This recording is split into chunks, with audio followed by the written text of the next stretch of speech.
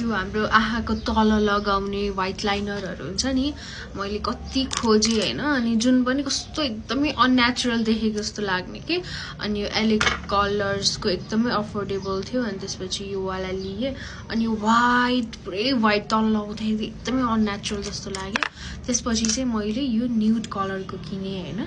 अनि त्यसपछि यो लगाएपछि चाहिँ इट्स अ गेम चेन्जर जस्तो लाग्यो कि मलाई किनभने जस्तो त्यो अननेचुरल जस्तो देखिन्थ्यो नि त्यो चाहिँ देखिएन अनि एकदमै नेचुरली आफ्नो आइजहरु हुन्छ नि मज्जाले ठुलो जस्तो देखियो के अनि यस्तो स्मूथ छ यो एकदम स्मूथ छ हैन you can see the differences म व्हाइट वाला पनि लगाएर देखाउँछु हजुरहरुलाई अनि हजुर आफै हेर्न सक्नुहुन्छ कि the nude one looks so much nude वाला चाहिँ so much natural देखिन्छ so but at the end आफ्नो तरिका हो हैन मलाई चाहिँ यो nude underline eyeliner एकदम नै मन परेछ